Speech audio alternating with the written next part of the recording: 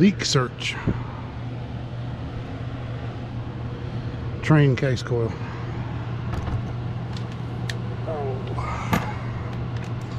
So we added refrigerant to this about 2 weeks ago.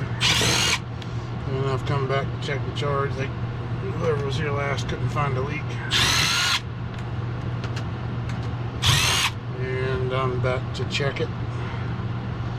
And it was low on charge. So I'm going to see if I can find a leak.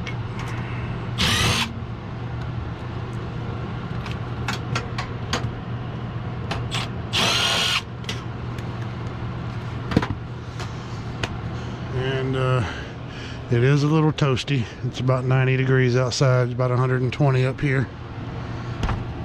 So I'm going to take this door off. And I'm going to let that cool air from inside the house blow on me a little bit. Cool me down. And we'll start looking for our leak.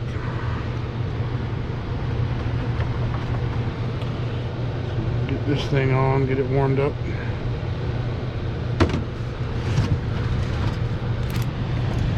And in the meantime, I'm looking for oil.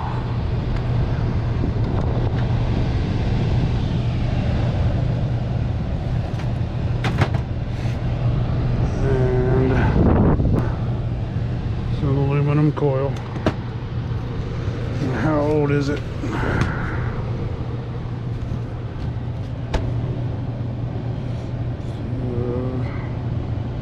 2016, so if it's registered it should still at least be under a part warranty.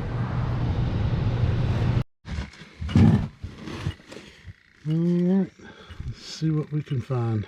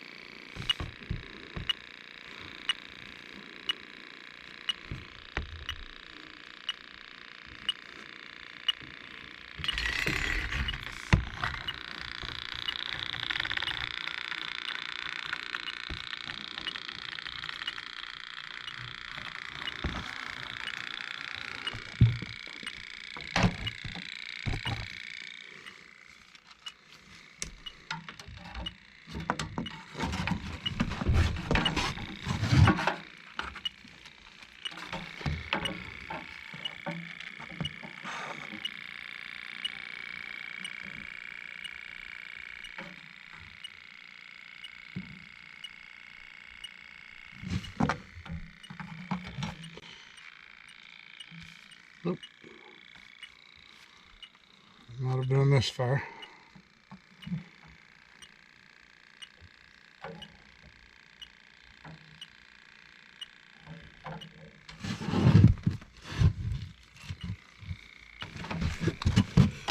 Leak searches are boring.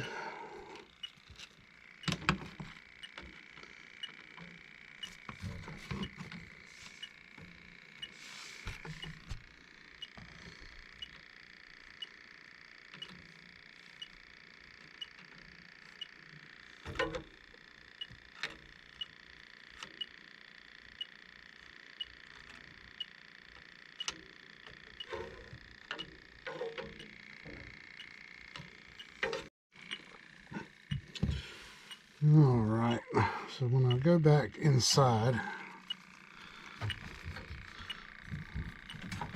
the door plate here, or the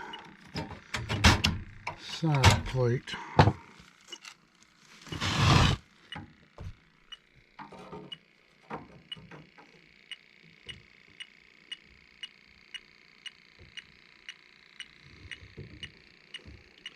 it starts picking something up in there.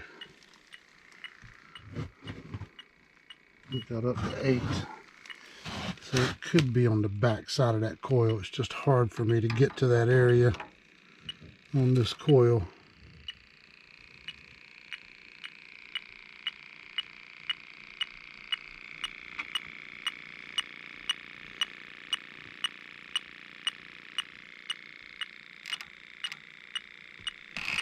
So I don't know if it's towards the front part of it. 0. Trying to get an angle in there.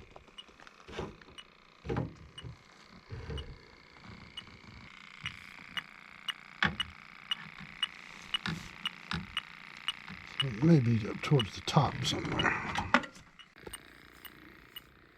So every time I go back in there at an angle, I start picking up something. I'm just not getting a strong hit. Alright guys, so I'm going to check some things out here. This is a straight AC unit, not a lot of options unless it's actually in the coil itself, but it's just not a common problem with these trains. Typically if you got a leak in one of these, a lot of the times it's right down here most of the time in that connection. I don't know why it's always the one on the bottom. Never typically find one of these other ones leaking, but I mean everything out here is bone dry. There's no oil anywhere, nothing's wet, nothing looks like anything's stuck to anything. But I'm gonna go around it out here with a leak detector. I couldn't pinpoint exactly where the leak is inside, but I just know when I'm making that turn going back on the inside of that coil, it starts going off, and it may be on the back side back there somewhere that I can't really get access to direct. But you know, about 5 times I went in there, and every time I went in there it started ticking up. So it could be somewhere in the coil fin area itself, not necessarily a U-bend or a joint. But I'm gonna hit the common spots out here, see if I pick up anything.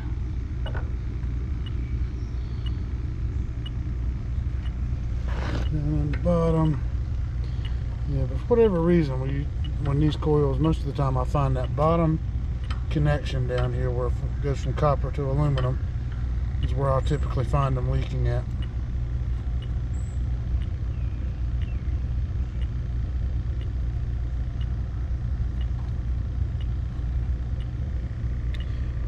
Like I said, I'm not expecting to find it. It's just based on my experience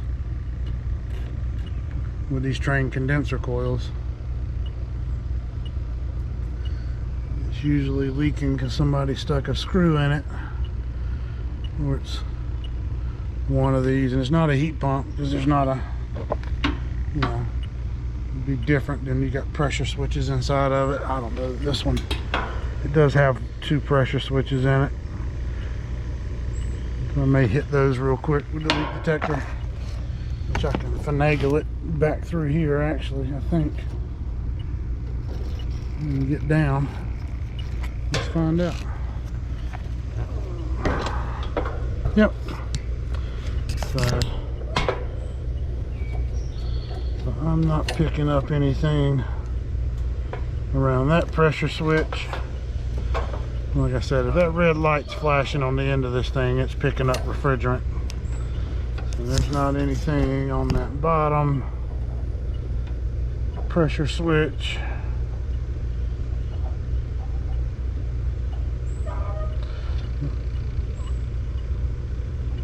I bumped it, that's why it flashed.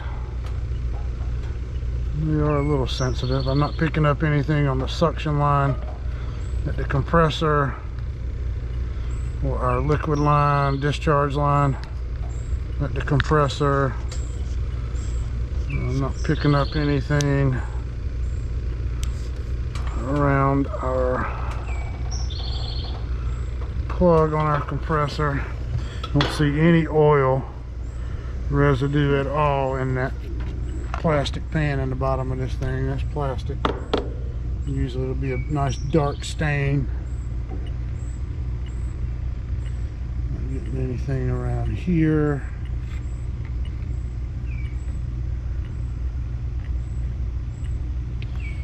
Not getting anything around my valves.